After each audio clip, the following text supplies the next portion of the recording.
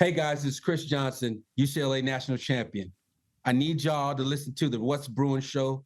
These dudes are off the hook.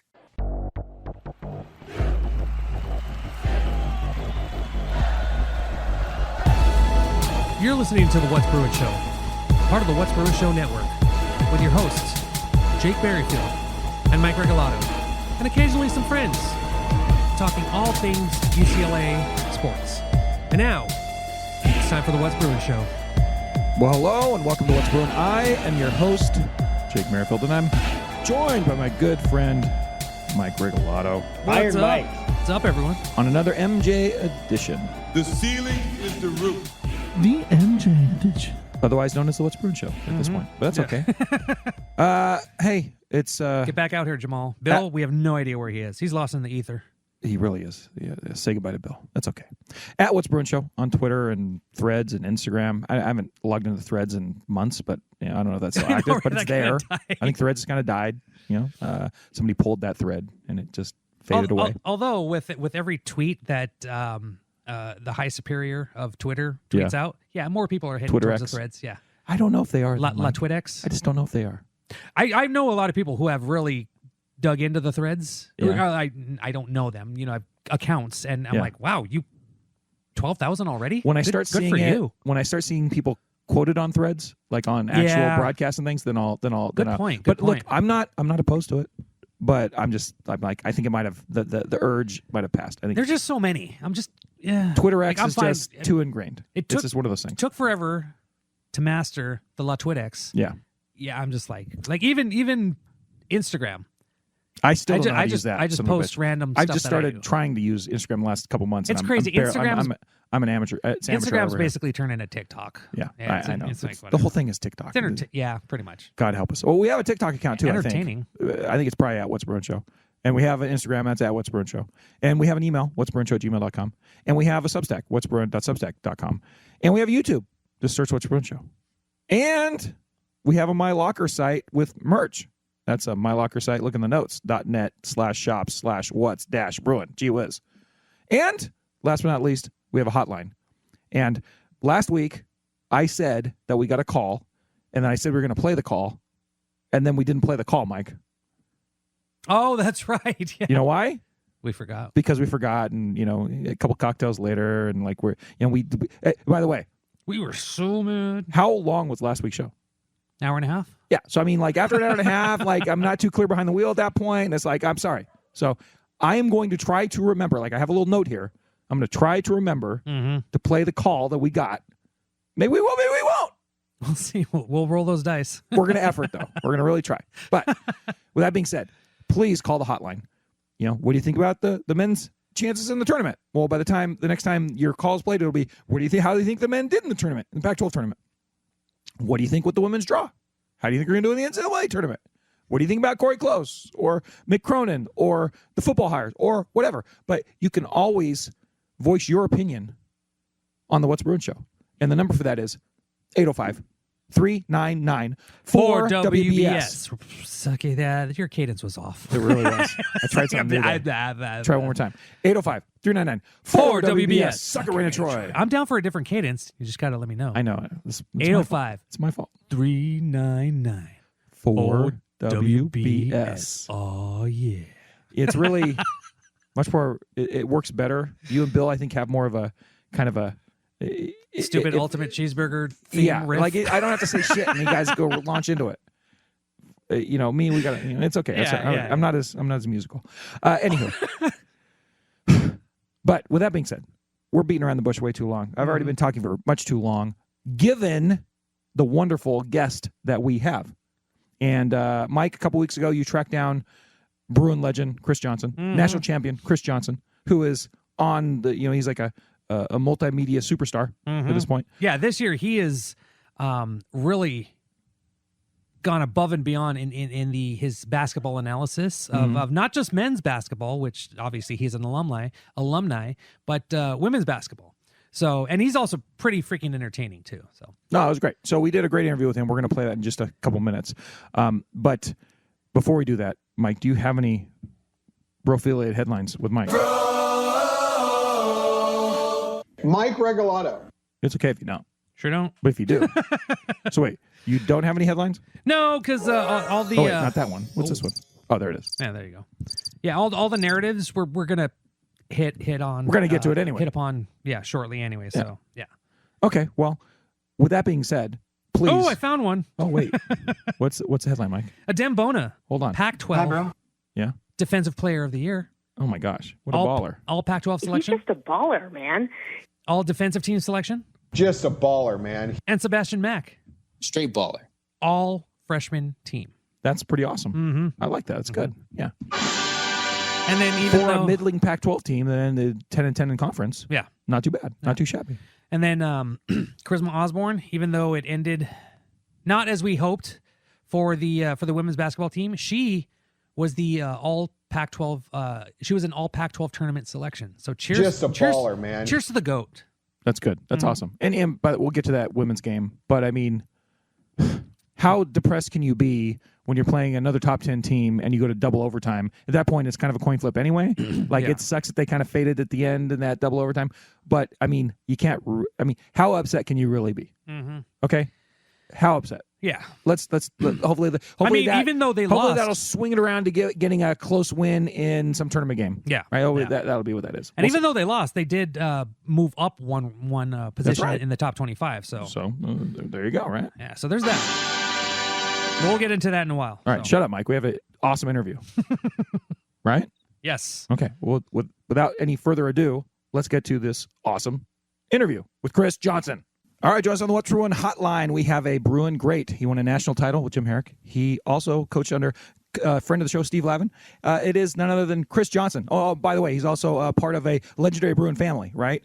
Going all the way back to Wooden and his dad, Marcus Johnson. But on Twitter, he is at @PointForwardPro and also at Kris Johnson Live, which has the heading of ThoseFourLetters, which is also a site on YouTube. And he's just like a multimedia factory over there talking about NCAA basketball, men's and women's, UCLA, doing player breakdowns, everything. And he's got a sweet video of him playing with Kobe, like way back in the day. Not that old, but it's awesome. But Kris Johnson is joining the What's Bruin Show. Kris, how are you doing tonight?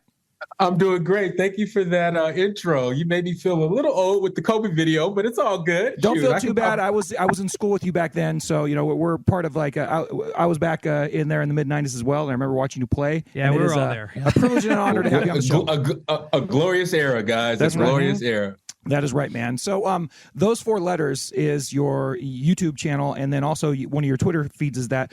It's got a lot of videos talking about UCLA players, and it's also got you talking about just college basketball as a whole, men's and women's. What is is that a good description of the folks to your channel, or what are you trying to do with it?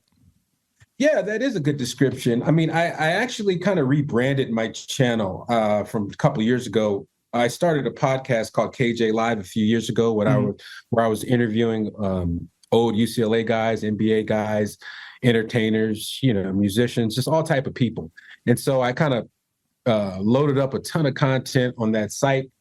I ended up kind of moving away from that genre and just wanted to do something that focused more on my love and passion, stuff I really kind of wanted to do, which is player breakdowns, scouting, and breaking down team strategy, player dynamics, things like that as it pertains to college and pro basketball. So that's sort of where it's going. It's still kind of in the embryonic stages. YouTube is really funny on how they allow you to monetize. You got to get a certain amount of subscribers, a certain amount of views and all that. So it's a daily process of building. But for sure, I appreciate the shout out, though. This is going to help a lot.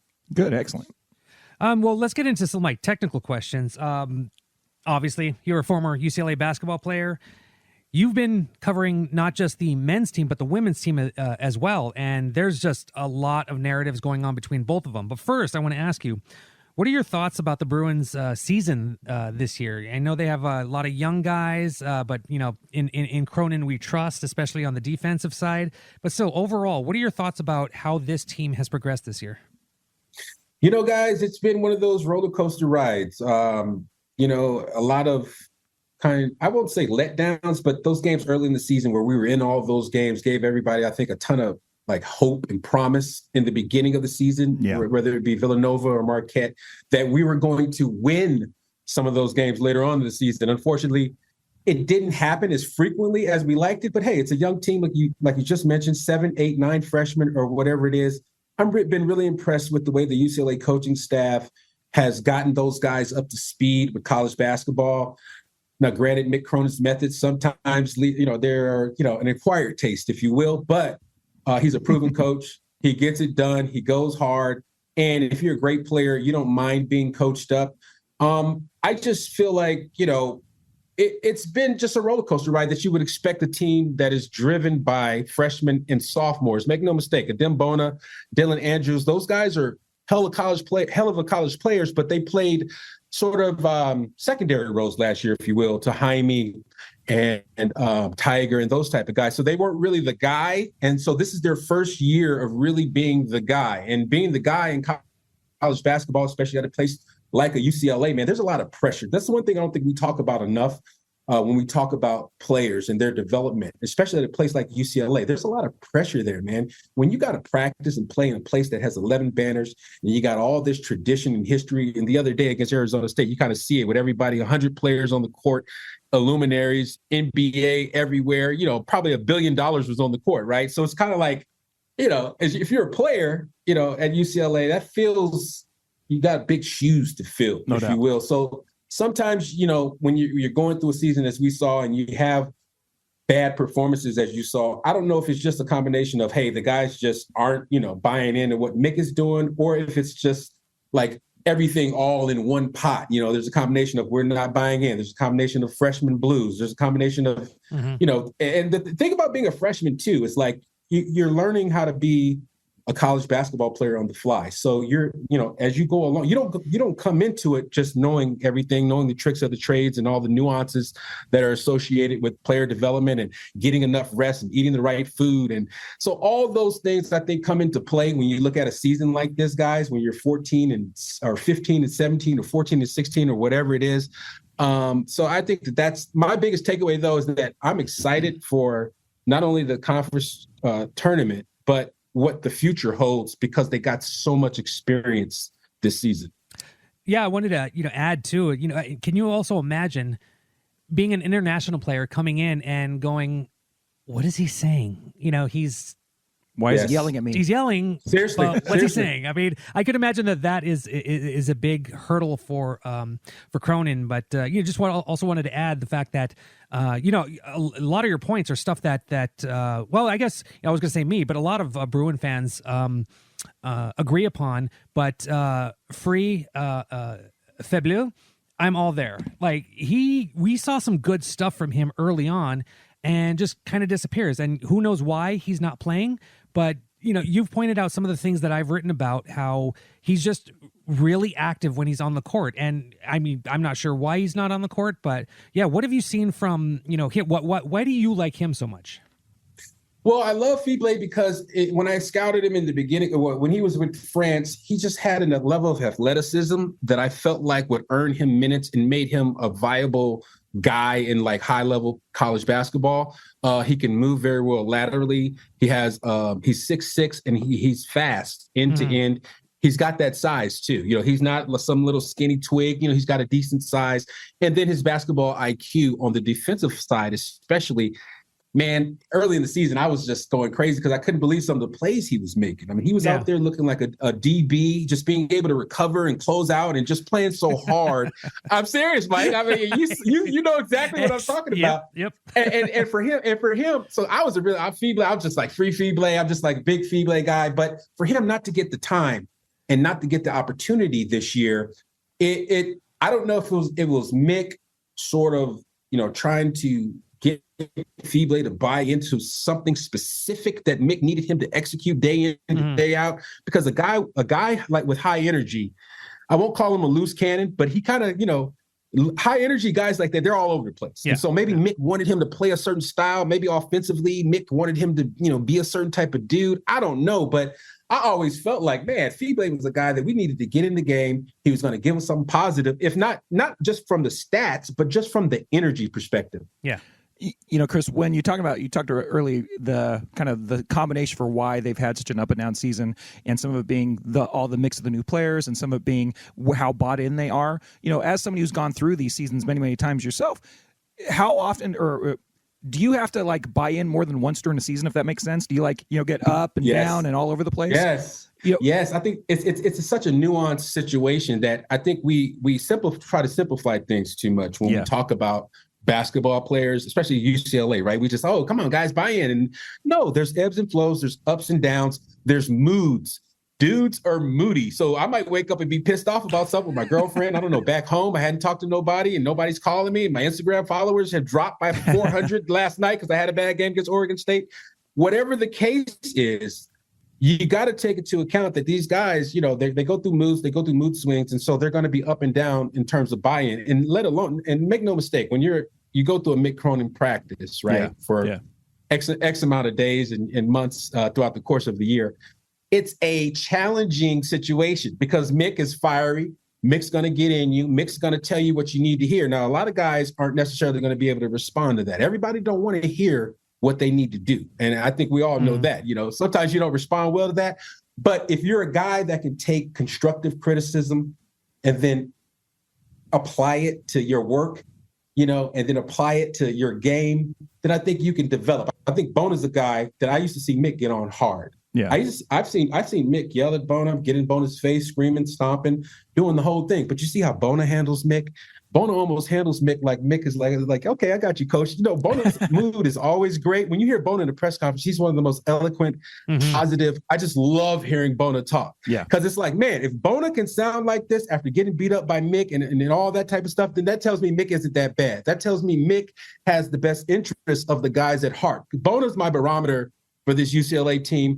And so if there's guys that are going through sort of this introduction to the Mick Cronin style, as you had mentioned, Mike, earlier, with the language barrier and, the whatever the choice words that are being thrown at them, international guys respond differently to being called certain things early on. And, they might go into a shell. They might not appreciate that stuff for the whole season. It's going to take Mick 2 months to, get this guy's trust back, get this guy to like Mick again. Basically, is what happens. You get off your coach. I'm going to keep it real. With Coach Herrick, Coach Lavin, there were times where we said I didn't like Coach Herrick. I didn't like Coach Lavin. I don't like you. I don't want to look at you, Coach. I'm not trying to talk to you. Don't invite me in your office. No, I don't want to go to lunch. I don't want to talk about nothing at all. Leave me alone. I'm coming to practice. I'm doing my job. Lunch pail, hard hat mentality. So we got to take into account that side of things. And I understand that guys are supposed to be machines, right? You have one of the greatest opportunities of your lifetime. You're at UCLA, the greatest institution in the history of mankind, and the greatest city of all time. I mean, it's really, you're just blessed with the opportunity. So it takes sort of this grounding, and just so you understand, like, hey, this comes along with the territory. Yeah, no, I hear that. Now, just you played all over the world. And you've seen I imagine you've got a little bit of experience seeing how the European youth is brought up in basketball as well. Absolutely. Right now, absolutely. Right? So I guess my question is, for the American players coming in to play under Cronin for the first time coming to high school versus the European guys coming in to play under Cronin, which one do you think is a harder adjustment, if it is, if you can quantify that? I don't know. I'm going to be honest with you. I think it's the American guys. I think the American guys, because I've seen the European coaches. I mean, a guy like Lazar Stefanovic played at a club called KK Partisan. He grew up in one of the most renowned, I believe it's Serbian clubs in Europe, right? They're just super, super ballers. I played for 3 Serbian coaches. Those dudes have you going 3 times a day. They talk to you like you're, a robot. There's no emotions. Hey, I need this. I need this. I need that. Do this. Do that. So their style is way more abrasive. I think the European guys are able to adjust to a Mick Cronin a little bit better, because in America, with AAU and all the politics associated, you got to kind of kiss dudes' butts and talk to them and be, kind of mince words and kind of do that dance with these high-level American recruits. And I'm not trying to knock the American guys. I love my American bros, but let's keep it real. They're prima donnas. We're prima donnas at times. Yeah. The Euro guys are coming over. They understand this opportunity. I think what the European guys or families understand is that when you get the opportunity to go to a UCLA, the educational side of things, there aren't a lot of schools, period, better than UCLA. So when if your family values are education and things like that, and you think about your future, and you're coming from Europe, just like Mara's parents said, it's like, wow, UCLA is like an amazing institution. What a chance. You know, It's that's more than just a basketball opportunity, right? Exactly. And so that becomes sort of the thought process. So now if my coach and what I'm going through in basketball, it doesn't encompass everything. Now it's not like the end of the world because I'm also here for my studies in school, et cetera. And I'm not trying to knock the guys like Sebastian Mack or Dylan Andrews or our American guys, because I don't know how they in particular feel. Mm-hmm. So I don't want to put words in their mouth. I'm kind of speculating just on what I think based on what I've observed and based on my experiences. Well, the regular season just ended and UCLA had, I don't even remember a game against Arizona. It just, out of sight, out of mind. Blotted out. Yeah, I don't either. And then they had a game against Arizona State, which didn't start great. So it was was a little bit like, oh, here we go again. And then, especially in the second half, they just go on a run. They finish the season, kind of on a happy note. It's a win. Mick Cronin seemed to be happy with it. But now we go into the postseason.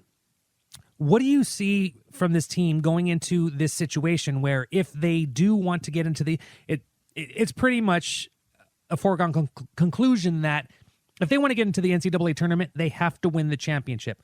What do you see from UCLA going into the final Pac-12 tournament?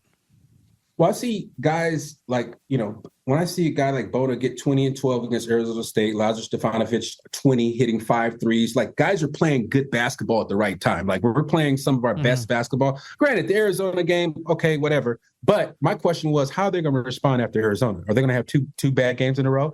No, they responded. So that tells me they want it. That tells me they believe in themselves. They have some fight. They have some guts. There's intestinal fortitude there. There's something they want to prove. So, I'm a believer in guard play in postseason in college basketball rules. So DA, Sebastian Mack, Stefanovic, Will McClendon. I mean, these guys are going to be huge for us. Now, if we can really get Bona to stay out of foul trouble and get his usage around 31, 32, where he's getting 18, 20 possessions, touches, looks, he's able to pass out that double team, or is he able to do that thing when he catches and starts dribbling and look like his weird game on the post can be effective because he's been doing it all season. So now you get to a point as a player where, hey, I can calm down, slow down, I can be controlled because I know that I'm in the driver's seat. And I saw that against Arizona State. The defensive side of things, the Bruins got some things to shore up. With Sebastian Mack, I feel like, his toe has been sort of an issue defensively. So there's been times where he has been the weak link. There's also times when Mara comes in the game and UCLA struggles a little bit, but we can't think about that anymore. It's all about 12 guys, 13 guys, all buying into the same goal and going 100%. Sounds like a cliche, but it's going to take maximum effort every game. Everything has to be left on the floor. You can't be out there, thinking there's a tomorrow. So I think this team, they play with their backs against the wall. Like they have everything to lose. I think this team can go on a run. Can they win the Pac-12 in their bracket? That means they have to get by Oregon State, Oregon, Arizona, and then I forgot whoever else. It's doable. It's doable, but it's going to take perfect games, guys. It's going to take 4 perfect games to get it done. Yeah. Well, let's go to the other side of Pauley Pavilion where the women's team has been pretty damn good. This is one of the best seasons that Corey Close has coached in her, God, what is it, like 12, 13 years in her tenure? I think 13, yeah. And along with recruiting coming along, the things are just coming into place. And we've talked about this over the last few seasons where, especially in the last few seasons, the injury bug has really hit the women's team, and that really hampered him. This year, not so much. Maybe that 4-game stint where Lauren Betts was out for medical reasons, but now they are potentially a number 2 seed in the NCAA tournament, had an unfortunate double overtime loss against USC in the Pac-12 tournament. Boom. Just really quickly, what are your thoughts on what Corey Close is doing with her team? I mean, I've been thoroughly impressed with Coach Close since I met her in 95. She was a graduate assistant back in 95 at UCLA. Oh, wow. I met her then. She was very impressive as a basketball person back then, and I've always had a relationship with her throughout the years. And this year, really, there's a level of pride associated, but I like the way the ladies came out and really just started gangstering people. Hey, we could play UConn and we're going to play whoever, and we're going to show them that we're for real. There's been times in years past where those big time matchups, UCLA gets on that big national stage and doesn't necessarily show the way we hope they show. But I think this year, with the way they've recruited and the way that coaching staff develops, I mean, the time that they spent and the stuff that they work on in practice, in shoot-arounds, and during games, I mean, it's amazing stuff, and it shows on the court. Lauren Betts has been amazing. I'm a huge Lauren Betts fan. I feel like she could be – it's like having a Shaq-like talent in the women's game when you have a 6'7" with soft hands, great feet, great touch, right, can catch and can pass and then knock down shots. I feel like she is going to be the key to the Bruins' postseason success, as well as obviously charisma, Kiki. I think London Jones is going to be huge too, because she's sort of that X factor live wire that can get things done and create her shot off the bounce. But then you have Sontag and Douglas. Douglas has been playing very well as of late, shooting the basketball, stretching the floor for Lauren. So if that could continue, and then you have, how can I forget Jaquez? Jaquez comes in the game, and man, she's just making plays. She's a jack of all trades, not unlike her brother, but just gets it done. I mean, so we're going to see just how Coach Close, the lineups that she's going to use, the style that she's going to play. I like when this style, me personally, and I'm not saying anything against Coach, but me personally, I like when Kiki is pushing the basketball, getting downhill, making plays, using her superior talent, size, and skill. That's what it's going to take in the women's in this postseason, in the tournament, right? It's going to be the players got to play. Charisma got to be charisma. Kiki got to be Kiki. Lauren's got to be Lauren, and that means they got to get off and do what they do best. Mm-hmm. Well, we have about 10 minutes left because Zoom really restricts us. Stupid Zoom. But we want to get into a few more other questions. But lastly, with the women, what do you think they'll be able to do? Do you think they'll be able to make a Final Four run? And, yes, just really quickly, what other teams have impressed you and you think would be an interesting matchup that you would like to see?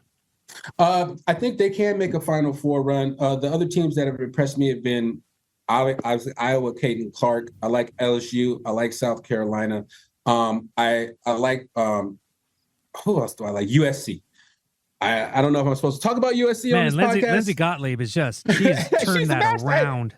Wow. I mean, dude, I probably went to 4 or 5 games over at the Galen Center, and I was taken aback on just how live and active they have that whole atmosphere over there. I mean, when I went to the game, it was like the rapper Fabulous, and it was like there's like all type of celebrities there sitting on courtside. In direct contrast to their men's team, right? I mean, that's they're balling, yeah. They had a big DJ, but no. So USC to me is playing a really good style of basketball right now. I love Oregon State. I'll keep it real with you guys. I love Oregon State. I love Donovan Hunter. Donovan Hunter is a point guard to me. She's it's gonna sound crazy, but I feel like she's one of the best point guards in the country. She just knows how to control the tempo. She handles the ball very well. She's got that size, and she just uses spacing so well. Her, Beers, Parova, that crew right there, I think they're going to make a run as well. Stanford, I'm very impressed by as well. I just don't think their guards are quick enough to really make a deep run. I may be wrong, but Irafin and Brink are two just, unique sort of unicorn type talents. Brink 6'4", Kiki 6'3", but Kiki's out there jab faking like Carmelo Anthony, knocking down jumpers all day, and then Cameron Brink is doing Dirk Nowitzki type fadeaways, one-legged stuff. Yeah. I mean, she missed the shots, but I'm looking like, wait a minute, I thought she was going to be sort of like a slower type of player, but when you watch her run and move, man, it's like, holy crap, she's actually a small forward. So those are my crew. I'm a Pac-12 guy, Colorado too. I love Sherrod. I love Aaron. I love Aaronette. So I like, I'm going with the Pac. So I want Pac-12 folks to be getting into the Final Fours and the Elite Eight. I want 5 teams in the Elite Eight. I don't care. I want us all there. Sounds good. Sounds good. Now, we don't want to let you go without talking a little bit about your career, man, because obviously UCLA legend now. You're one of these guys who you won a national title with one coach, and then you got bounced in the first round with another coach. What was that national title season like under Herrick, number 1? And then what was the transition like going to Lavin, number 2? Yeah. Well, the funny thing is we actually lost the president. Coach Herrick was the coach. Oh, that's right. I apologize for that. Yes. No problem at all. And then Lav came in the next year. My freshman year, easily one of the most special years of basketball that I've ever had. Coach Herrick, Coach Romar, Coach Lavin, Coach Gottfried, who ended up all being Division I coaches, ran their own programs. They were tremendous all season long in their preparation and their scout and their development of all of us. They spent so much time with us in the gym doing individual workouts. They were staying late. They were getting there early, and it rubbed off on all of us. And Coach Herrick was right there, just being sort of the mastermind behind it. Coach Herrick was funny because he really used a lot of Coach Wooden's sayings, a lot of Coach Wooden's like thought processes in our practices. And I mean, there's a lot of drills that we did that Coach did. And so we had that influence all over us. And there's nothing like when UCLA basketball is doing well. And when we're doing well, man, I mean, all the fans start coming out the woodwork. So we had like Jack Nicholson at the game, Magic, Jerry West was showing up. I mean, it was just one of the most incredible atmospheres of all time. And the fact that we won it, we beat a team, Arkansas, that had won a national championship in '94. They beat Duke, and this was a team that was known for running. Their motto, all that. Yeah, all that bull crap, pulling up your shorts and all that. Whatever. We're Charles O'Bannon, we're coming through, buddy. Yeah. No, because what they didn't understand was we could run with them. Toby Bailey can jump with any of their guys. Charles O'Bannon had a 40-inch vertical. Cameron Dollar was end-to-end just as fast as any of those guys.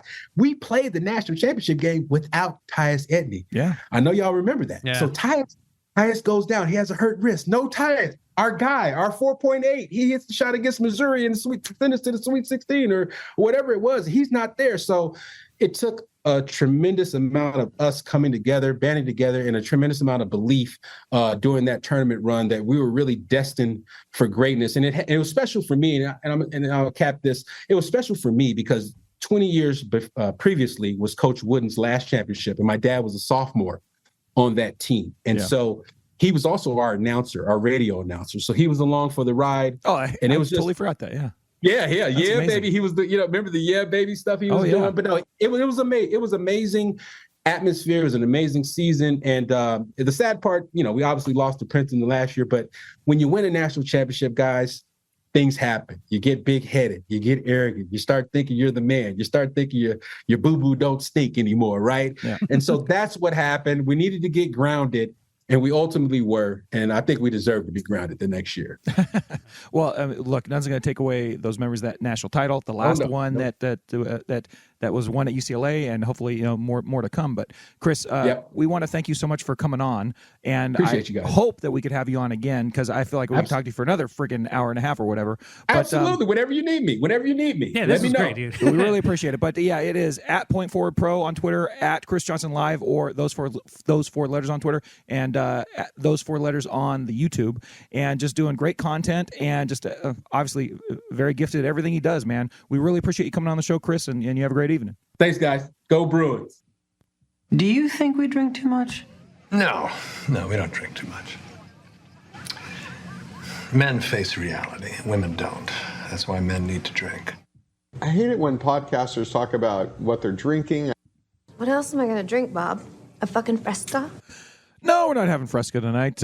Mikey, that was a fantastic interview with Kris Johnson. I hope we can have him on again. He was entertaining soon. as hell. Yeah. I feel like I talked to him for another half hour. Yeah, totally. So at least I have a lot more questions to ask. Mm-hmm. But if you enjoyed that and you enjoy the What's Bruin Show in general, then please support us on Patreon, patreon.com/What's Bruin Show, or just what'sbruinshow.com for how much, Mike?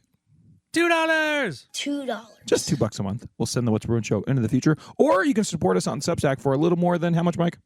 $2. And that, of course, is what'sbruin.substack.com. And we appreciate all your support on our little independent podcast that's going for over a decade at this point. But a symposium, of course, is a conversation over drinks. Mm-hmm. And I poured myself a bottle of, I'm going to Nashville in May for the Grizzlies. We have a football game out there against the Roanoke Rampage. Rampage? Yeah, I think it's the Rampage. But I'm going to finish this bottle of Jack Daniel's single barrel rye that I got there before I go back, so I can buy another one. You don't have to. I could. Why not? I mean, Jesus Christ. Well, you have time. I mean, Kieran on, Mike. Why not? I mean, it's not like it's like you're leaving in 5 hours and you're gonna. I'm not going to finish tonight. There's more than half here. I'm not going to finish tonight. You have plenty of time. But what I'm saying is, before I went to Nashville for the first time a couple years ago, I wasn't the biggest. I was kind of snooty and snobby about Jack Daniels. And to be fair, I still kind of am if we're just talking about a regular old bottle of Jack Daniels. I don't really like it that much. But if you get into their kind of special fancy bottles of their single barrel stuff, it's just as good as anything else. In fact, it is absolutely just as good as anything else. And I really enjoy the rye and just their whiskey single barrel. It's really good stuff. So I'm enjoying that right now, and I will continue to enjoy it this evening. This one is 47% alcohol. What is that, 96 proof or whatever? But Mikey, I'm liking this. What are you liking? Well, for Christmas, it's the middle of March, and oh wait, I'm sorry. One more detail about this. Oh, sorry. I like this bottle. I'm gonna have to keep this bottle of rye because it was bottled on my birthday in 2022. Oh wow, so that's one of the reasons I bought nice. this particular bottle. A very special bottle to me. So yeah, Mike, if I do finish this bottle tonight, remind me not to throw the bottle away because I'll be rather drunk by then. Anyways, Mikey, what are you drinking?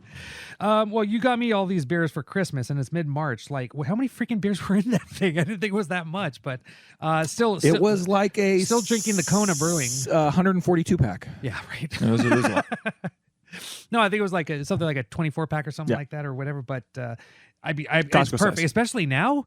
Kind of spring is around the corner. Time change. Mid-March, time change. Waking up in the dark. Sun Sun doesn't go that's down. Weird. Sun's not going down. It's beautiful. Kind of feeling like spring. So this is perfect. I've said before, Kona is obviously it's a Hawaiian beer.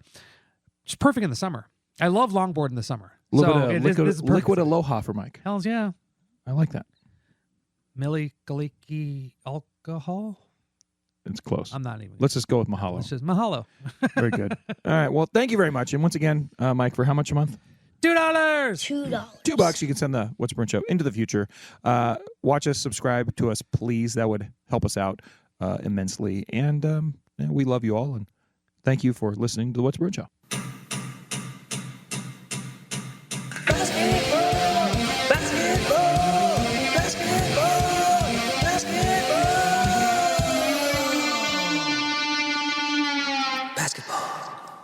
Mike, What's up? Kris Johnson told us everything we need to know about basketball. What do we have to still talk about basketball for? Oh, I don't know. We're still talking about basketball. Oh my God! you know my policy on these things. Yeah. Get to the chopper. I would like to avoid the basketball shows for as long as possible. Get to the chopper. That's how I feel about it. Oh, yeah, get to the chopper too. Yeah, where'd that go? Yes, here it is. Get to the chopper! Yeah. But, That's okay. Just wanted to I'm get actually excited. a little bit more specific. About, How could I not be excited after talking to Kris Johnson for half an hour? That was awesome. That was really fun. Glowing right now. But you want to go men's? Or you want to go women's? Let's do women's. You want to start with the good stuff Yeah. and then end with the stuff. Yeah. Okay. Not as horrible stuff. Ladies first is what you're saying. Yes. Okay, so let's get to the women's basketball then. They finished the season, right? The regular season, yeah. Sorry. Last week, and they won the Pac-12 tournament. No. And they won a game or two, yeah. and then they lost Yeah. in double overtime Yeah. to the women of Troy. Yeah. Yeah, I was watching that game with two damn dirty Trojans. I was actively rooting for UCLA today, and it makes me feel dirty. She wasn't rooting for UCLA. She was. I despise UCLA. It was more like that, and then MC was not. I'm happy that UCLA won. No, he was happy that SC won. Although they were like, I was the only one watching the game and invested, and they were just kind of like, whatever. Do they even know that USC has a women's basketball team? I think Alicia does. Oh, that's good. That's MC doesn't. But to be fair, they don't even know that they have a men's basketball team. I was just. So I mean, it's okay. It's okay. But anyways, it was. I don't even think USC men's basketball knows that they have a basketball team. Right. I just retweeted something from Alicia today, the Penguin of Troy, where I think ESPN or something tweeted like, Dick Vitale votes what's just Andy Enfield the coach of the week after winning the Pac-12 tournament, and and Alicia is like just gives a bunch of laughing emojis because of how they feel about the old Enfield. But, it's fair. Whatever. But Enfield wasn't in the Pac-12 tournament. Didn't they win the Pac-12? No. Well, no, after winning Lindsey Gottlieb. No. It was about not the tournament, because obviously the tournament's coming up. My fault. It was about their win over Arizona. Yeah. Okay. Yeah. Dick Vitale, Sid Enfield is the coach of the week after beating, top 5 Arizona. Yeah. In their own. It was a Galen. Yeah, it was a Galen. Yeah. So, anyways, sorry, my mistake. I'm all filled with mistakes tonight. Sure. My bad. Not you, sure, but the Dick Vitale. I'm like, okay, sure. Well, the funny thing is that Trojan and Bruin fans alike were like, ha! Okay, whatever. Yeah. Anyways, we're not talking about men's. We're talking about women's. Oh, So, Mikey, mm-hmm. what do you want to say about the women's basketball team? Well, they beat Utah. Go Bruins. That was Go good. Bruins.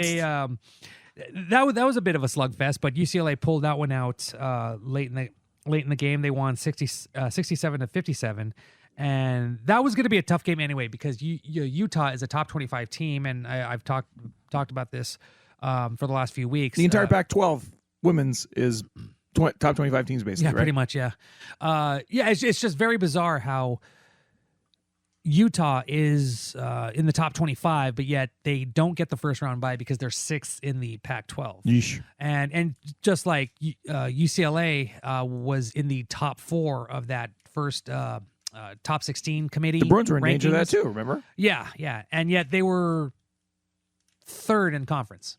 But whatever. It is what it is, and UCLA and USC, went at it.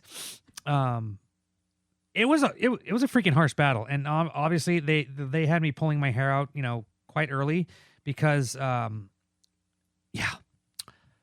even though it kind of looked bad for USC because in the first 2 minutes, Juju Watkins rolled her ankle, and it was like, oh, okay, well that's good for UCLA. Yeah. Not that we wanted Juju to be hurt. No, not at all. But it certainly helped the Bruins prospects. But then she comes back in, and at the end of the first quarter, USC is beating UCLA 24-8. And at that point, I was like, bummer.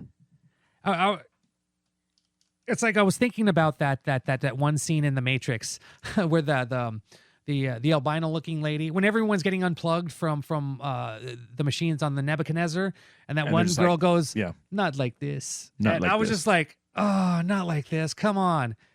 Well, UCLA outscored USC 23-13 in the second half to keep it close. Yeah.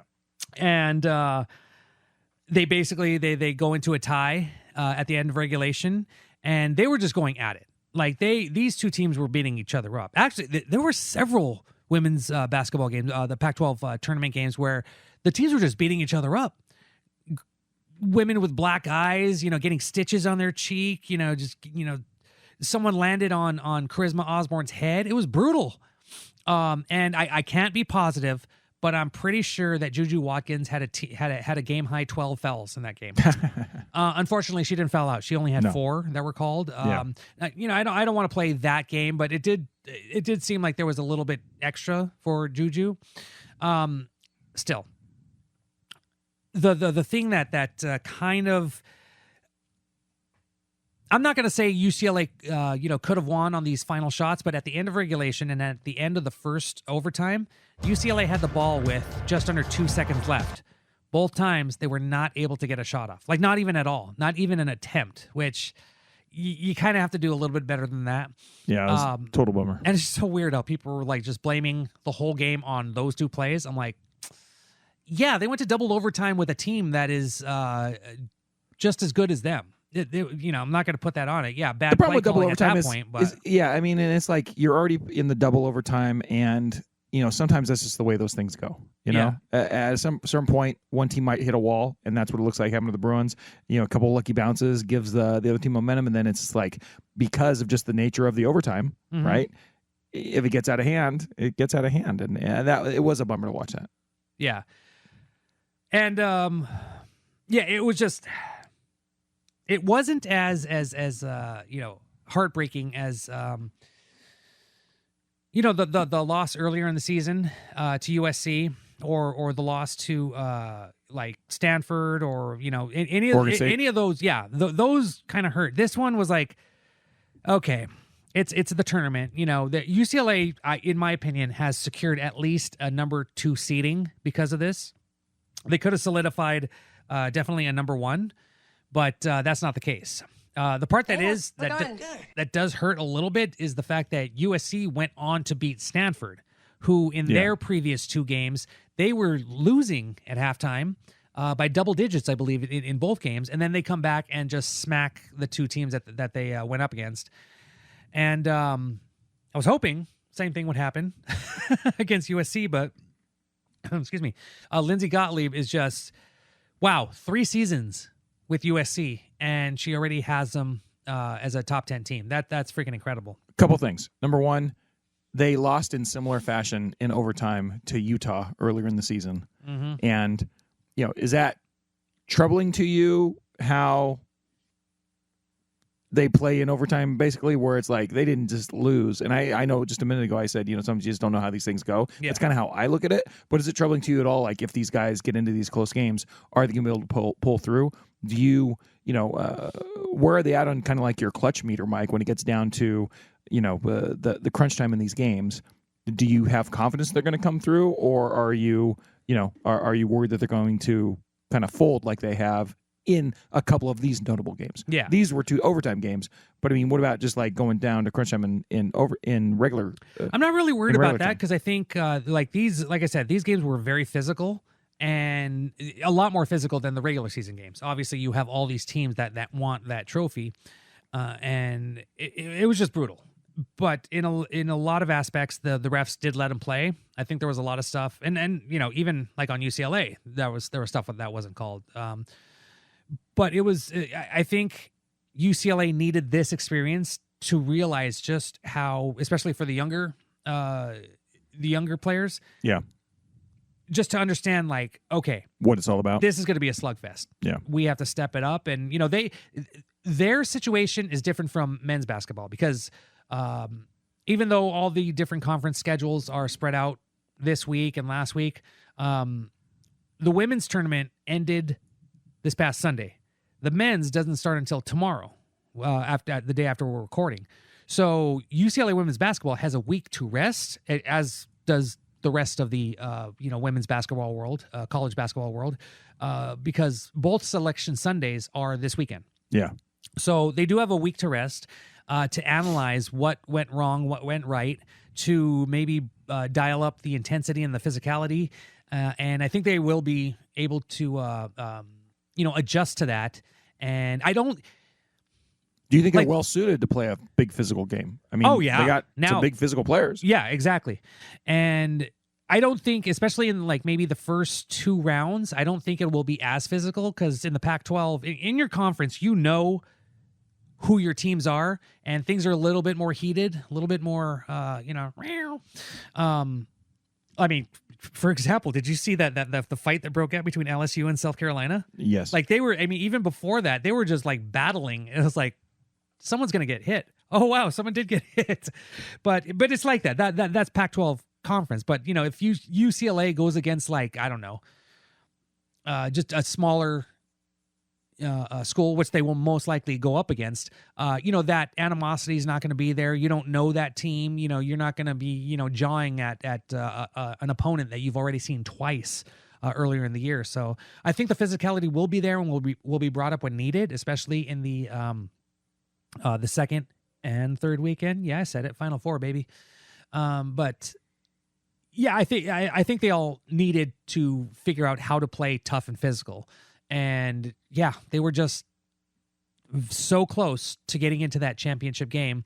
Unfortunately, it didn't happen. But like I said, they did move up 1 rank, 1 spot in the AP poll up to number 6.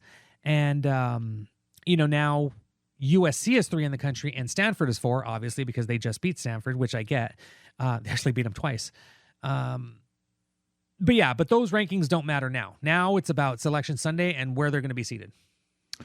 Mike, for the last few weeks, mm-hmm. you've been saying that mm-hmm. Corey Close, UCLA women's basketball, mm-hmm. needs to bring home some hardware. Mm-hmm. They did not. They did not. Not this weekend. With that being said, mm-hmm. You don't necessarily get hardware if you like make a Final Four or whatever. But that is an achievement, and that's a banner that will go up in the. You're getting my question. Yeah. How far do they need to go in the tournament to kind of make up for the fact they didn't win the conference and then win the conference tournament? I would say if they need to make up at all Is that a thing? I would say just to really put an exclamation point on the success of this season. Your theory being that they need to kind of come away with something this season. Yeah. What would that be? Final Four at this point. Final Four. They got to get the Final Four. And I saw The Godfather on Saturday. Jim Bendat. The UCLA Arizona State game, and we were both in. We love The Godfather. We agreed that Final Four or bust. This is to be able to win that many games, to have such a potent game plan, a scheme. To be able to finally have the players that fit the system, having Lauren Betts as a solid center, having Kiki Rice as a nearly veteran point guard. That's much needed. Okay. And to really say that this was a great notable season, I would say Final Four. Have to. Okay, so with that in mind, what do you think is the most important criteria of their draw to get them to the Final Four, just on the draw side of it? Have South Carolina as far away from them as possible. So is that the only... Honestly, that is the only Is that the only team that you're like, it's going to be hard? Yeah. Okay. So assuming they're going to be a number 2. Don Staley has that team freaking running. I mean, like even, LSU is going at them. Oh, by the way, Kim Mulkey, do better. Don Staley she's just been a class act. Now, and we talked about this a few weeks ago, how UCLA has gone up against South Carolina several times over the last 5 years. And obviously South Carolina has come up with more wins than UCLA, but how many wins? UCLA, I think they've played maybe 5 times, and South Carolina has 3 of those wins. Oh, okay. Yeah. Well, there you go. I got to double check, but I'm pretty sure it's better than similar I thought, if that is true. Yeah. But this year, keep South Carolina as far away from UCLA. Hey, if they meet in the championship game, all bets are off. But at that point, it's gravy, right? At that point, they would have definitely or in the Final Four. Yeah. Well, obviously, if you're in the championship game, you've made it to the Final Four. No. What I'm saying is, if they meet in the championship game or in the Final Four, that's still gravy compared to what you're just saying. Yeah. So you just want to be like, you could be across from them, or you could be, on the same side as them. Just don't be in the same, regional as them. Yeah, there you go. Yeah, that's good. Yeah, to make the Final Four. Yeah. Okay, but I think UCLA can stack it. I mean, they've proven that they can beat UConn.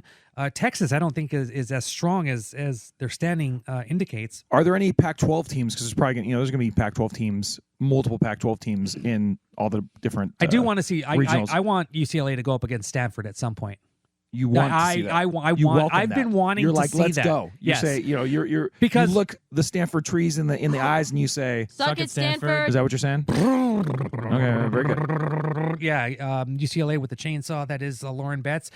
Because Lauren wasn't there, they played without 3 other players. I want to see a fully stocked UCLA team go against a fully stocked Stanford team, and I just want to see even. I think it'll be a pretty even battle when you have all of the pieces in place. I just want to see what UCLA can do against this team. If what Corey Close can do scheme wise to go in and beat the mighty Stanford Tree. I also think that especially if UCLA goes up against USC again, they're going to have a bit of a vendetta, and I think that would be another. I mean, they just played them pretty close. I don't, it's not like USC blew them out. So they could definitely handle USC. I'm curious how that works with the bracketology. You think that if they're going to have like 1-2 seeds, they're generally going to break them up in conferences. You're probably not going to have like Stanford and UCLA as a 1-2, or USC UCLA as a 1-2. But that's the problem too, because there's a lot of teams to go around, right? Yeah, and that's the thing, because I honestly think I put out this quick, the 4 1s, 2s, 3s, and 4 seeds. I have USC and Stanford as a 1 seed, and so does bracketology. UCLA as a 2 seed. So does bracketology. And it's that's just going to be hard to try to put to separate those teams as much as possible, and then you have to figure out where Oregon State goes, where Colorado goes, where Utah goes. Obviously, they're going to be at the very least 2 Pac-12 teams in 2 regional brackets. So. I'm more curious to see how that shakes out. But I guess we'll find that out on Sunday, right? Yep. Where Mike will be in attendance, right? Yep. Well, that's pretty exciting. Mm-hmm. Yeah, good for you, Mikey. Yeah. So yeah, we expect to see some pictures and things, right? Mm-hmm. Outstanding. Cool. Yeah, I'm gonna take applause, video, Big Mike. Do the post game interview and post event interview. So yeah, there'll be a lot of stuff on Sunday surrounding the women's basketball team. And right after you do the women's selection Sunday, you'll do the men's. Oh, maybe not.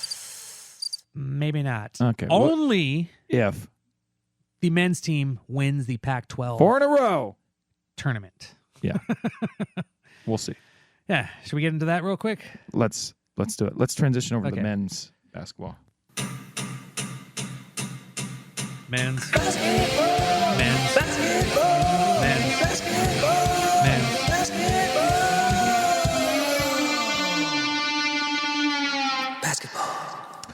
So they had another week splitting.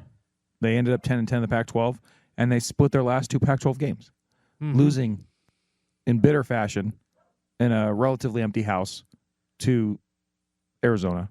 That just sucked. Yeah, you know what was weird too is they did that whole we're gonna have a stripe out. How'd that work?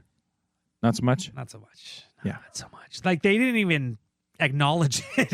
It seemed like I saw it at home. One Mr. Tracy Pearson. He covered that game while I was covering it at home. And Mike Regalado. it was yeah. I mean, you know what?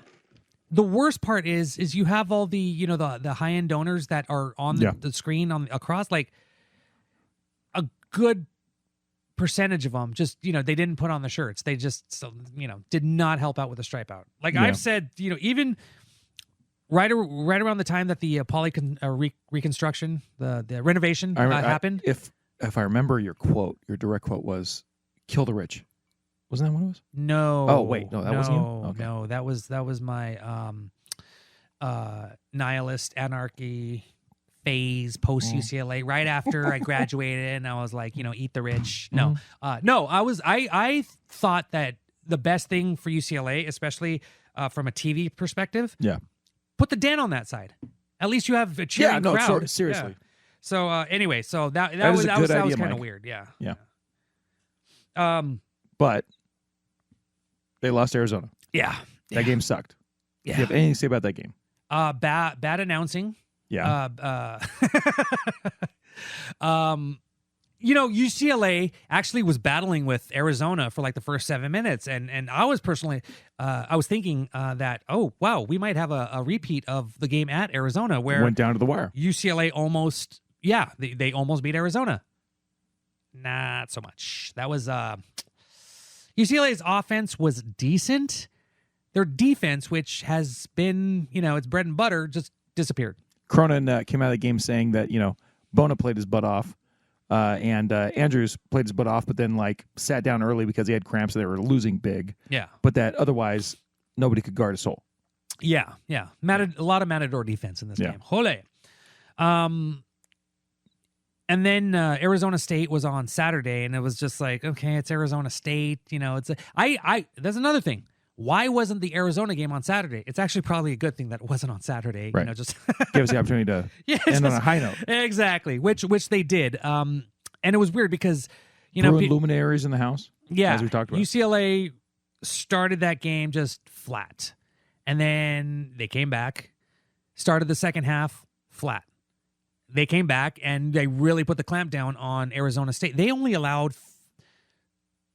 So wait, Arizona State made 13 field goals in the first half.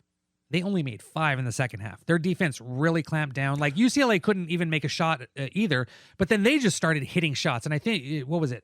I think they shot 56% from the arc, which is like, damn, where did this come from? Yeah. Well, especially when you juxtapose it with how they shot in the first half. Mike, you sent a tweet or you texted on our group text with the Godfather and Jamal what their shooting percentage got down to at one point. That was at the start of the second half. It's unbelievable. They were shooting not 3-point field goal, but all field goals. All field goals. 7.1%. What in the hell? They made 1 of 11 shots. Yeah. And then I think they went 1 for 13 to start, and then I think they finished 8 for 13. Yeah. I was like, oh, okay. Did you guys eat your Wheaties at that time? Media timeout? What the hell happened? So if anything, that was a good way to end the game. and the regular season. Cronin couldn't stop saying that it was a microcosm of what their whole season has been. And Exactly. I think that's accurate. Oh, very much feels so. like it, right? Yeah, because it's like, hey, we're good. we're I guess- terrible. No, we're kind of on. Hey. Oh, we're back up again. all Yeah. right. Oh, okay. Now we can't make a shot. So, and it's just weird too because it was like the offense and defense just kind of like on different wavelengths. It's like the offense is good, but the defense is horrible. Oh, the defense is really good. Oh, well, can't make a shot.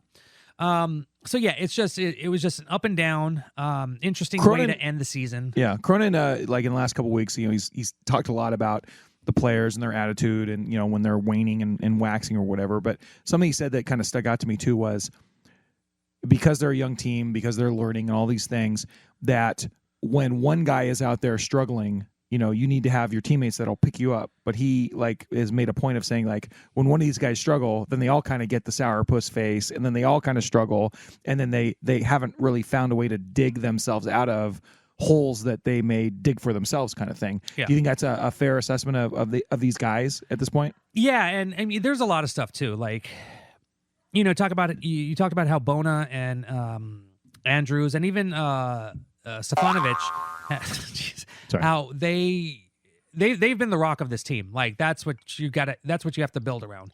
Obviously, you want to figure out who else is going to be built around that, who else is going to come back. But they've just been playing, their asses off, and it did seem like even Sebastian Mack, who's been solid all season long, he also seemed to hit that freshman wall, right. just like a lot of the younger guys did. But it was just good to see them all just like finish strong. At least those three. At least in this game. Yeah, exactly. And again, the only way UCLA is making the NCAA tournament is if they win the Pac-12 tournament. The Arizona State game showed some promise, and even as Chris Johnson said, UCLA can beat all these teams.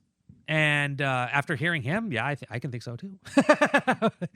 Arizona, I think, will still be a little tough, but I don't know. I just think that if they are matched up against Arizona again, like maybe in the what side of the bracket are they on? I think they are on the opposite side of Arizona, because no, they're with Arizona. No, they are with Arizona. So if they do meet, they would be in the semifinal. They're going to play the Oregons. Yeah, and then I think they have Arizona there. Yeah, so.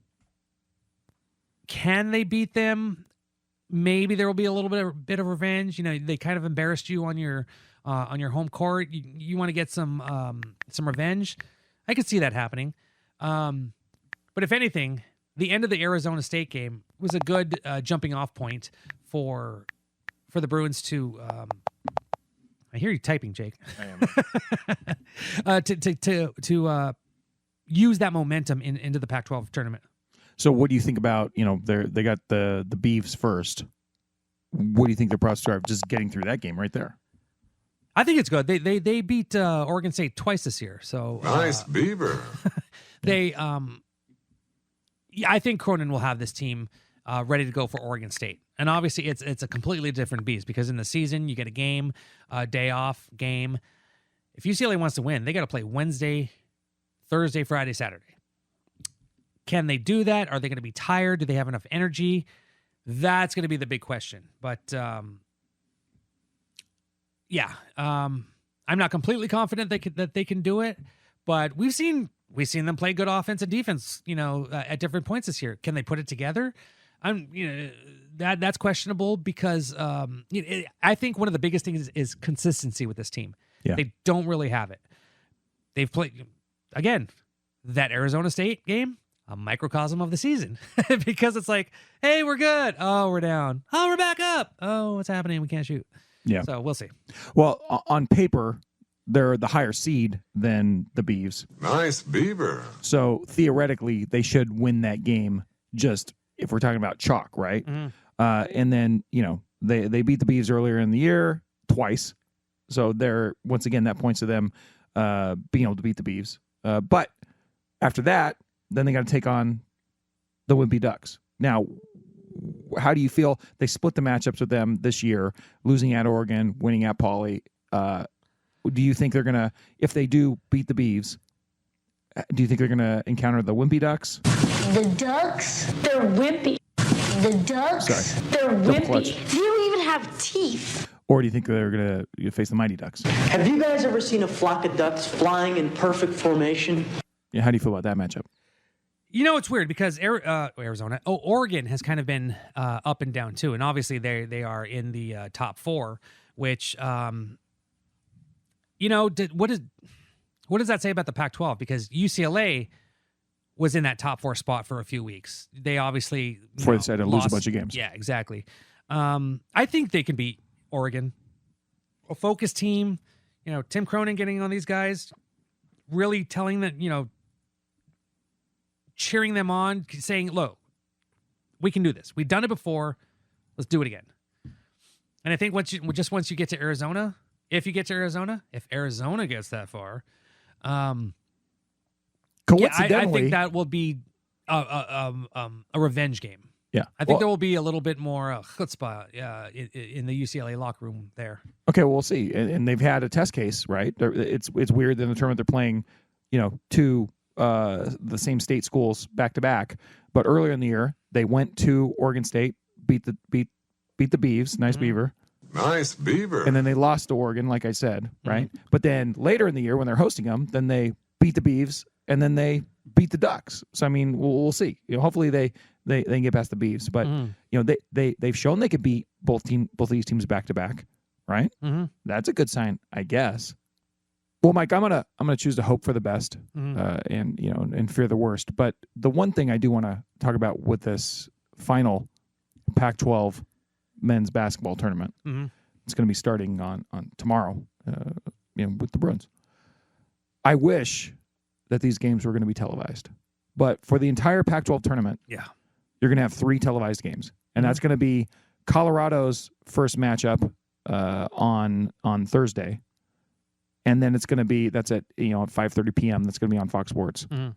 And then you're going to have the winner of that game facing the winner of the Washington State game on 7:30 on Friday night, I want to say, on Fox Sports. And then the championship game will be on Fox. Other than that, everything is untelevised on the Pac-12 network. The last hurrah for the Pac-12 network, so to speak. A lot of great announcers on that thing that will go unheard because nobody gets Pac-12 network unless you're stealing it somehow. Yeah. Like I stole Raina Troy's FUBU feed to watch the double overtime game, the women's game a couple days ago. Mm-hmm. I canceled the What's Bruin Show Pac-12 network account, by the way, Mike. So hope keep your head in the swivel. Hopefully you have other ways of watching. Oh yeah, Spectrum. Good. I'm glad. But I mean, I'm not stupid. It's the only way to see it. we're almost done. Like there's so many things I lament about losing the Pac-12 conference. The Pac-12 network, God bless all their employees, but the execution of the network has led to its execution. I mean, that's really where we're at. Yeah. And like we're this finally now down to it. I will not be saying untelevised on the Pac-12 network anymore after this weekend, pretty much. Yeah, right. That's it. Good riddance. Thank you for contributing to the downfall of our freaking league. Thanks, jerks. God bless what I everybody realized? working there. The leadership, you suck. UCLA football and UCLA men's basketball. And what did the women?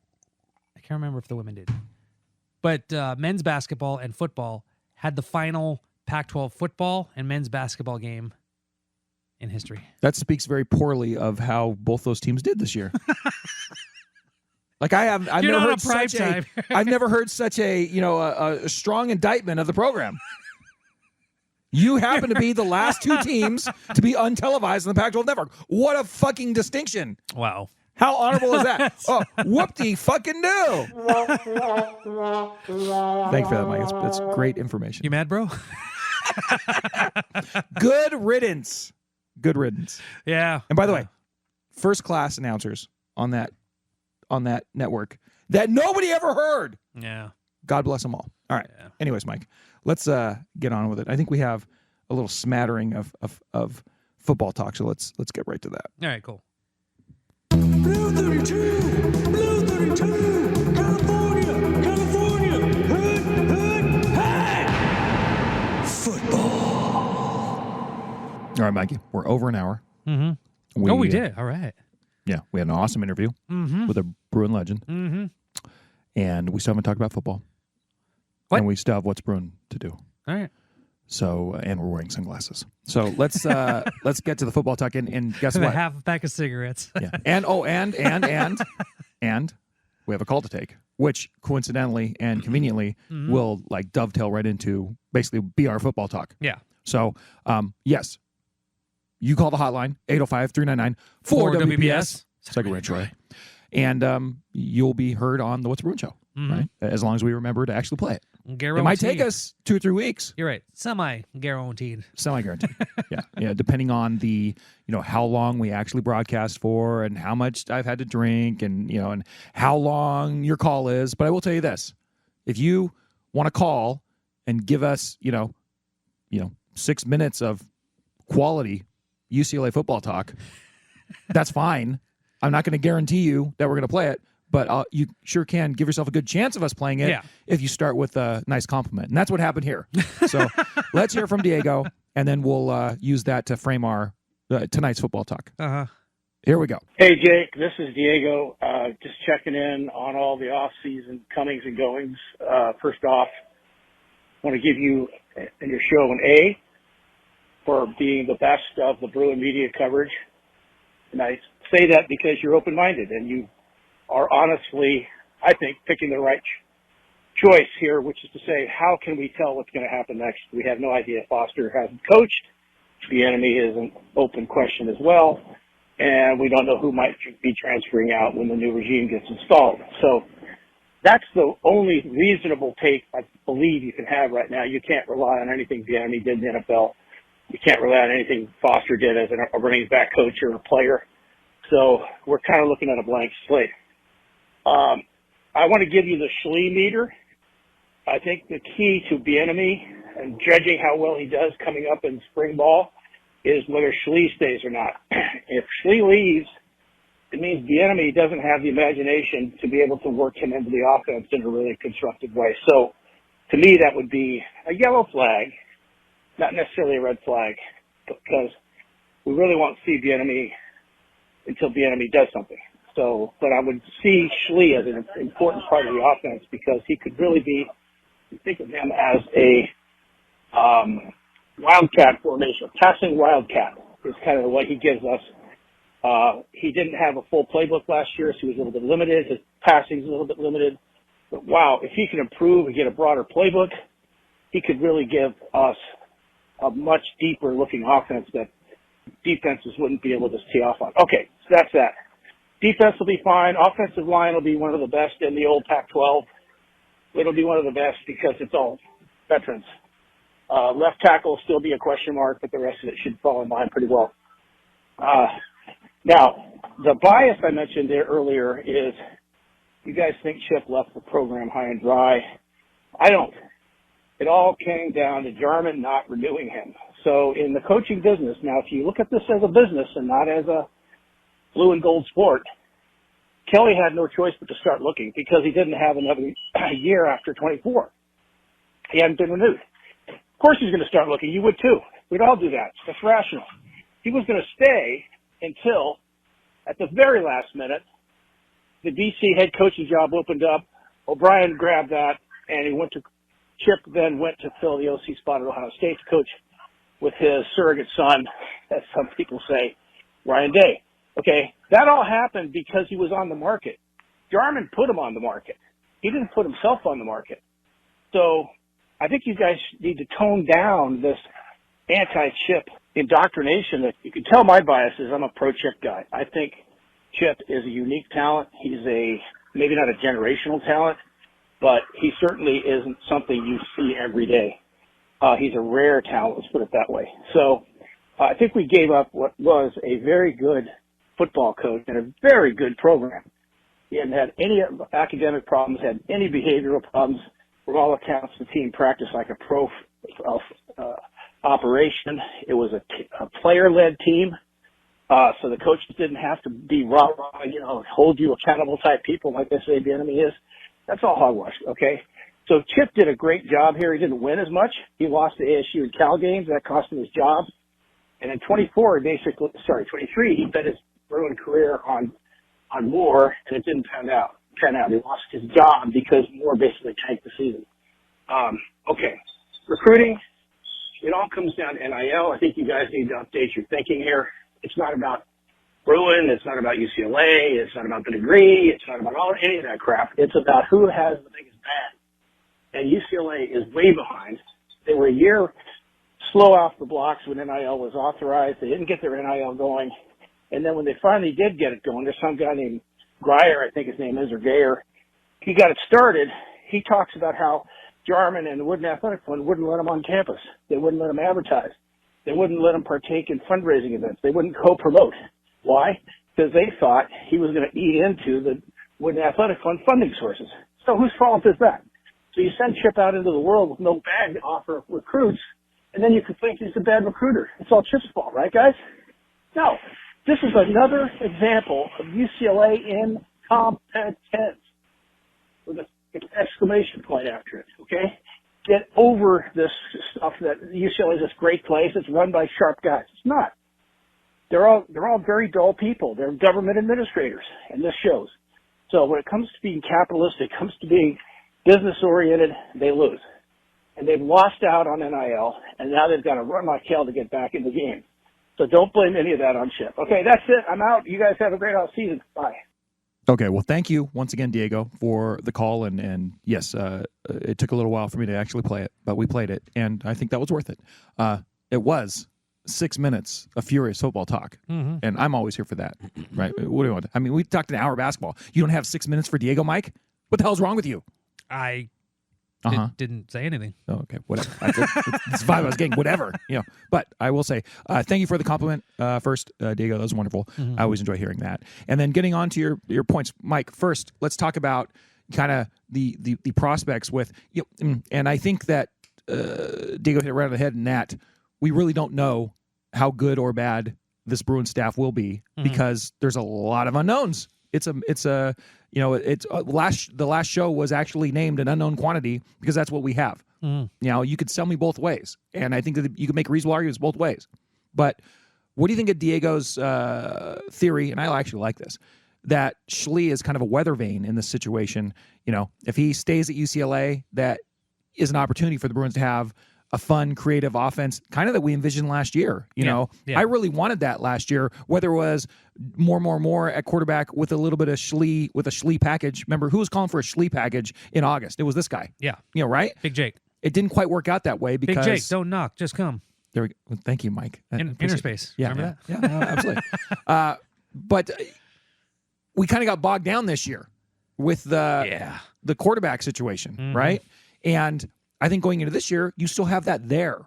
And so they really do have an opportunity to have a nice change-up and utilizing the talents of one Colin Schley if he does stick around. Yeah. If they choose to kind of go in that direction. How do you feel about that? Well, nobody's hit the transfer portal yet, so that's good. And that UCLA does.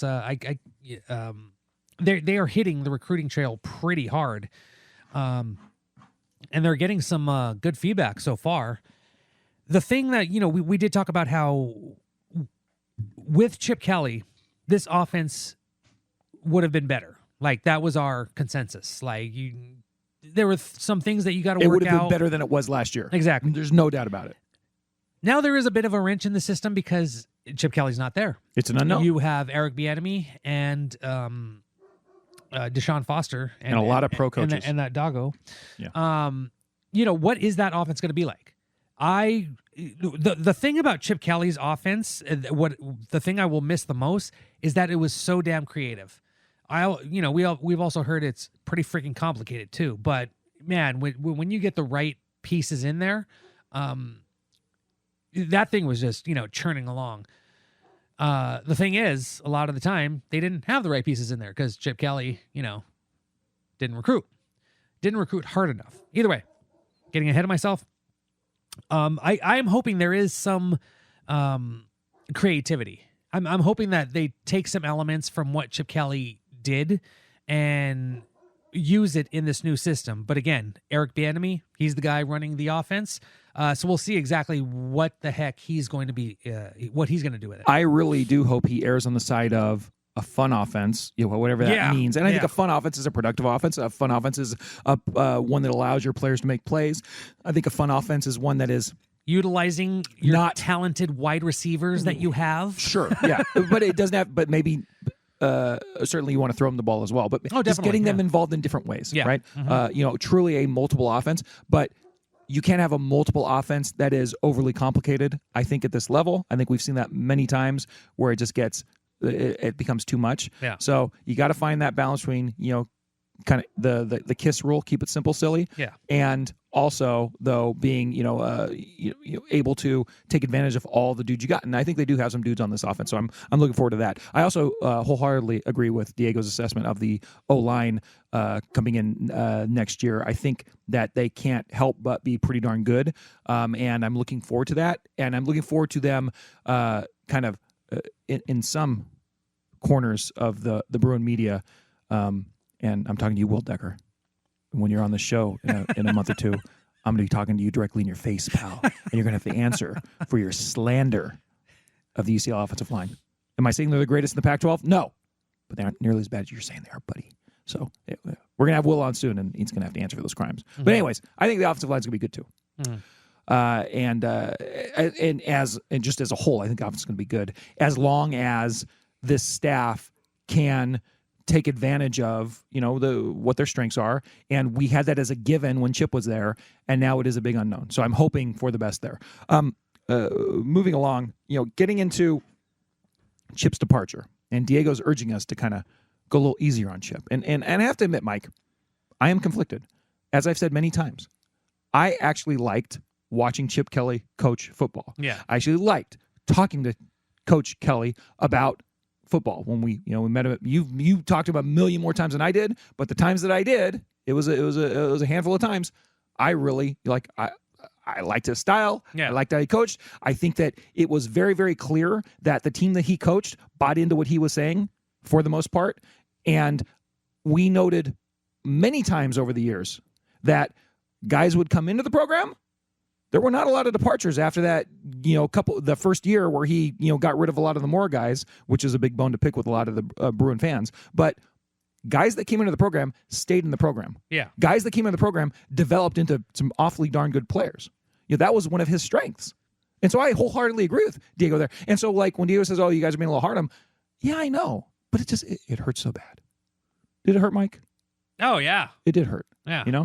And we can't get away from the fact that even though there were some things about Chip Kelly we liked an awful lot, talking about how did he recruit?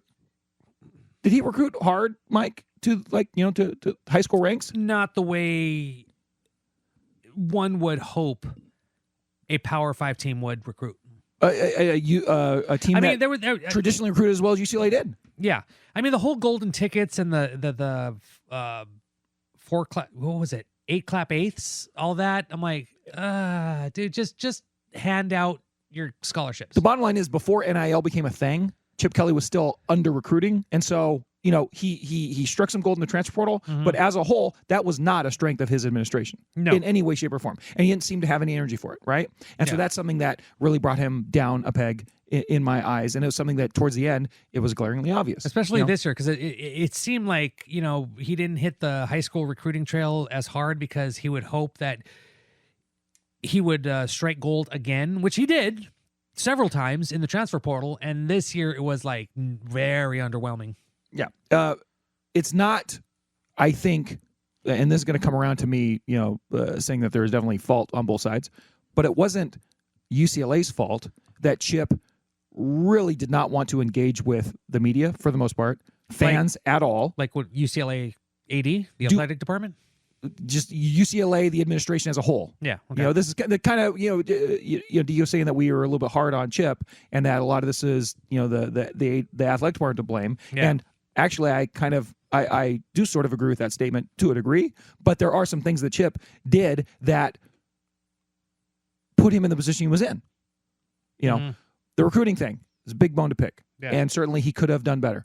The engagement with the fans, with the media, and with everybody in general, basically, other than if you were a football guy talking about football, that's something that he didn't do himself any favors, and he created a lot of ill will. Right? Mm-hmm. That's not the administration's fault. And then, most importantly, I'm sorry, but he just lost way too many WTF games. Oh yeah. You know, Arizona at the end State. just Dear last God. season, Arizona State and The Arizona game the year before? Yeah. Woof.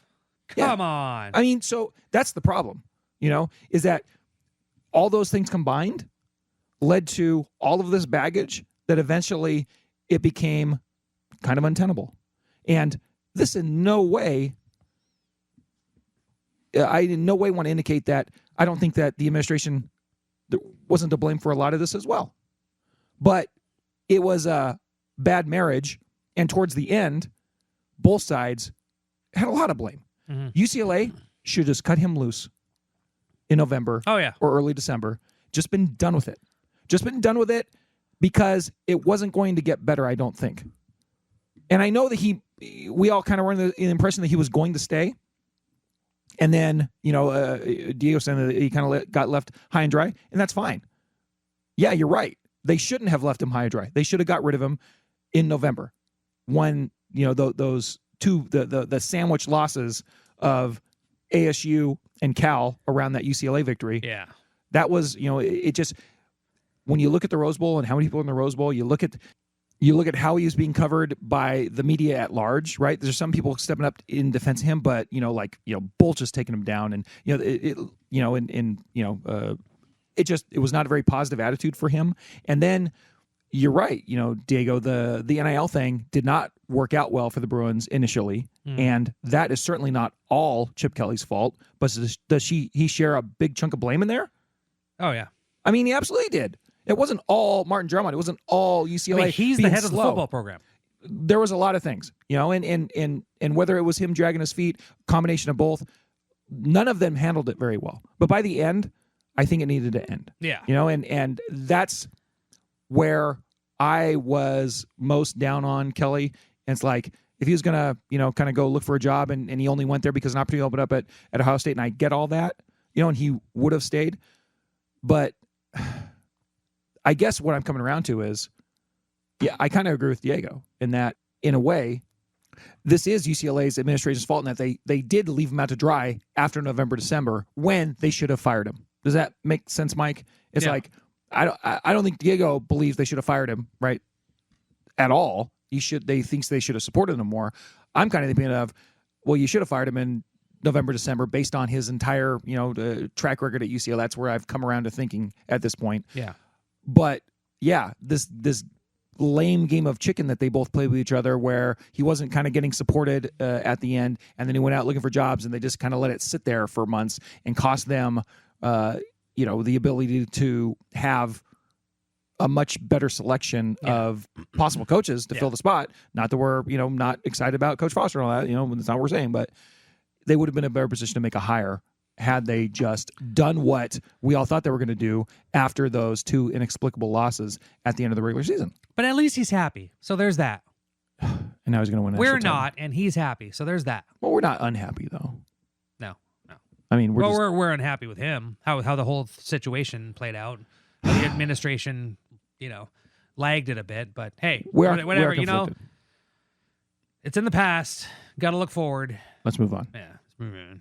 But thank you, Diego, for that call. Thank you, sir. And for giving me something to talk about for football. Did I want to talk about another couple unknown coaching search thingies? We'll do that next week. We'll do that next week. Yeah, well, the staff looks like it got filled up, but I don't have any real strong takes on that. No. So there we go. Mikey, with that being said, let's do What's Brewing with You. Okay. What's brewing with you? You ask me. What's brewing with me? Yeah. What's brewing with you? What's brewing with me? What's brewing with you? Mikey, you want to go first or second? Yeah, I'll start it off. Didn't do much. I had the games, the ASU game. I was supposed to take the kids to see Kung Fu Panda 4, which we are very happy about. Is that out? It is. It came out last week, but a little Hugo woke up on Sunday with not feeling great, so we just kind of stayed in. And although it was good, you know, helping with my daughter, like, you know, finishing up the 8th grade, and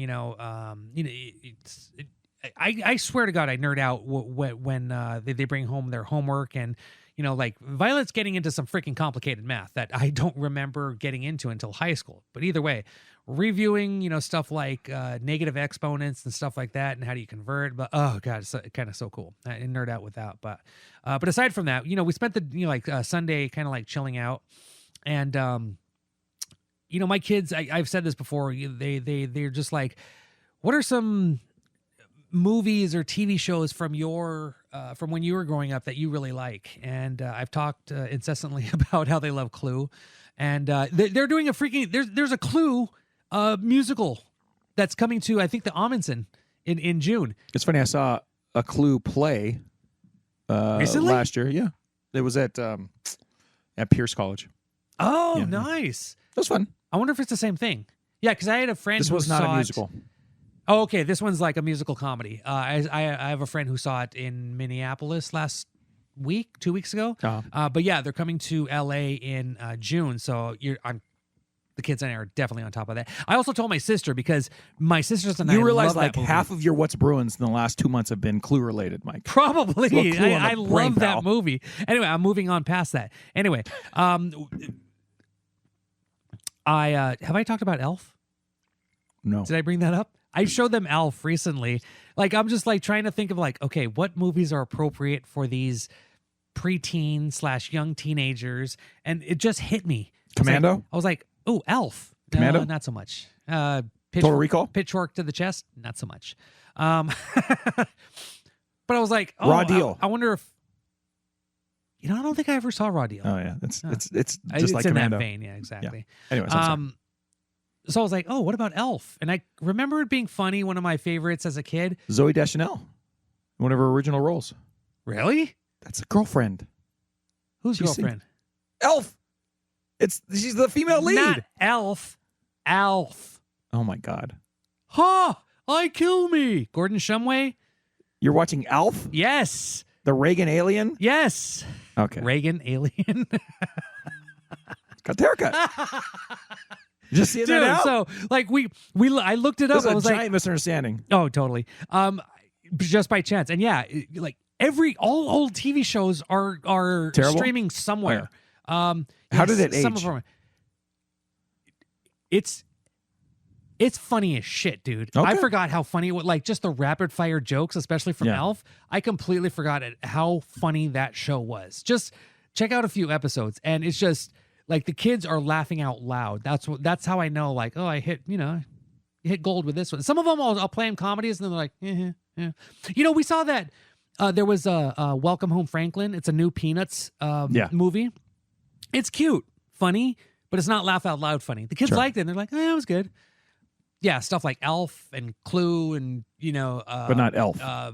No. Yeah, they've seen that one with, I love the Zooey Deschanel, except in 500 Days of Summer. She was a bitch. Mm-hmm.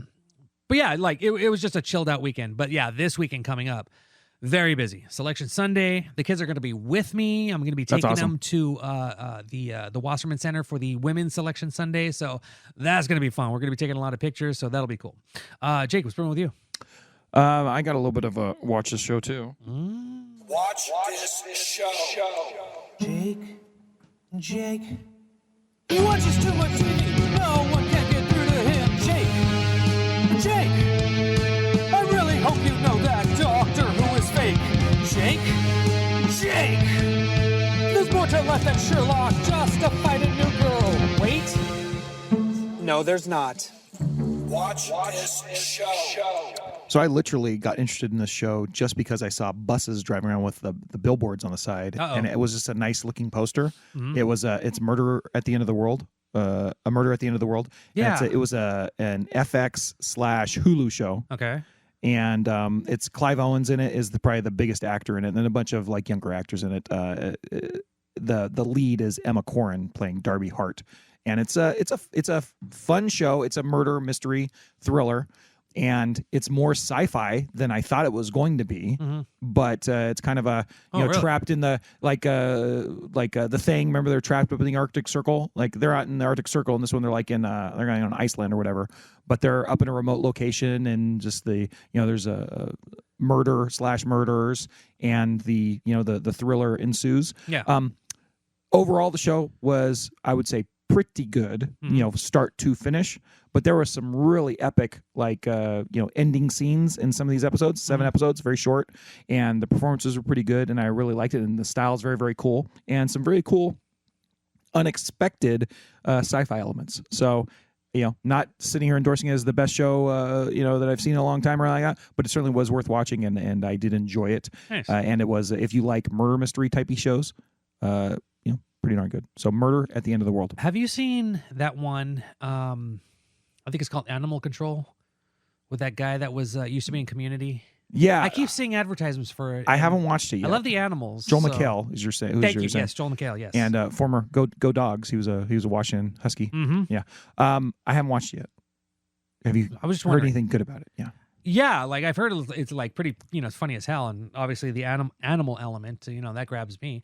But yeah, I haven't seen that. I'll have to check it out. Yeah. I have I have been watching so little TV lately that it was like a very big, momentous thing for me to actually finish this darn show.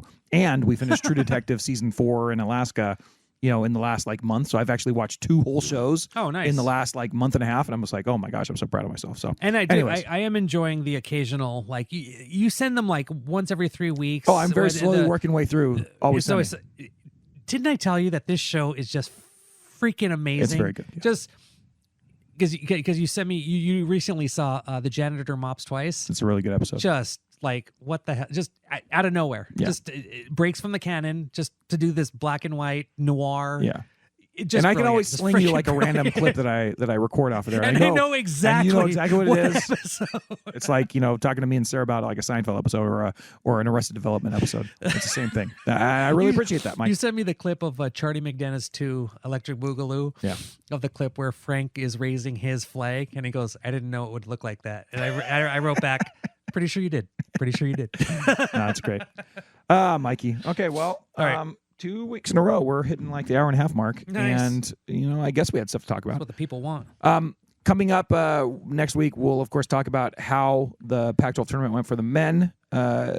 Maybe they win it. Probably not, but maybe they do. Where the women are going to be slotted into the when brackets. they start. Yeah, and then and all that. So we still have a week or 2 left of basketball. Hopefully hopefully we have another month of basketball. Yeah. But we'll see, right? Let's be cautiously optimistic. The first weekend of the tournament is the